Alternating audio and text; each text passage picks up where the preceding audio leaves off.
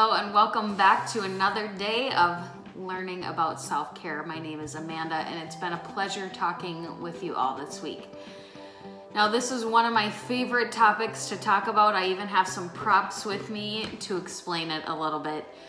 And hopefully it'll resonate with you as we learn about our emotional buckets.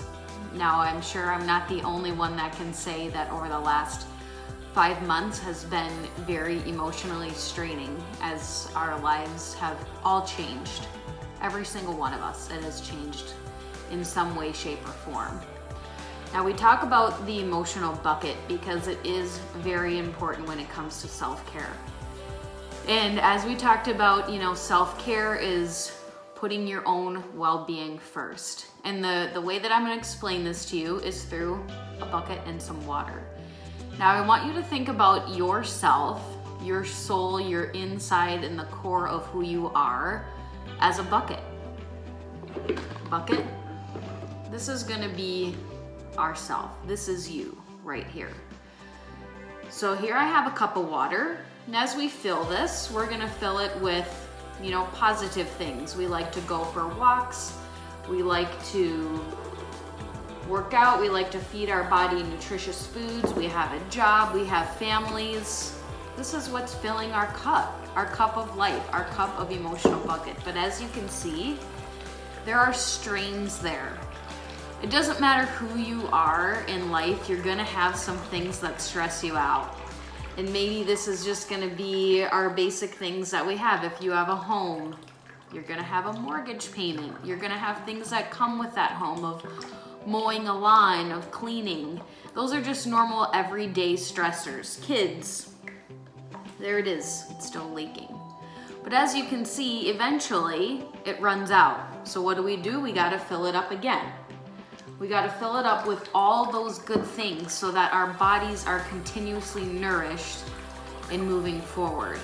Now what happens if I stop filling it with good things and take all those things out, and now it's just my job, work, stress.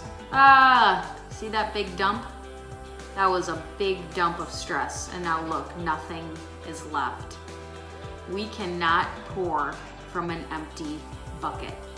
You have to keep filling it up, and filling it up with things that make you feel good. Things that make you feel good, so again, that you can be better for other people so that we can avoid the dump. And what happens if we have an emotional empty bucket is we will have nothing left to give to those we love and who are around us. So I love this analogy, of just thinking about what you can do for this. Oh, this had a leak in it. Great. But what I want you to do is take back with this, and I want you to write down what things fill up your emotional bucket. What makes you good? What things do you know that you need to keep diving into yourself so that you have enough to take over those drips, those daily stressors? On the flip side, I want you to think about what are the drainers? What is gonna make your cup just dump out that it's just not good for you? For me, being around negativity, especially negative people, is very draining for me. So I do my best to keep my distance and to know who I want to spend my time with. That's just one good example. I'm trying to think of a couple, but there's a lot that I could think of. But after that, I also want you to think about those drips. Remember those drips that we showed there that are just gonna be your everyday stressors. I want you to write those down too. And what that's gonna help you realize is no matter what you do, we're gonna be living in some form of stress. We just wanna make sure that the positive, the fillers, what we were dumping in, is taking over those negative ones that are totally dumping us out and making us feel empty. Another step, if you want to take this one step further, which is a very big eye-opener, especially when I've done this myself, is take a highlighter and go back through and see which ones you are actually doing.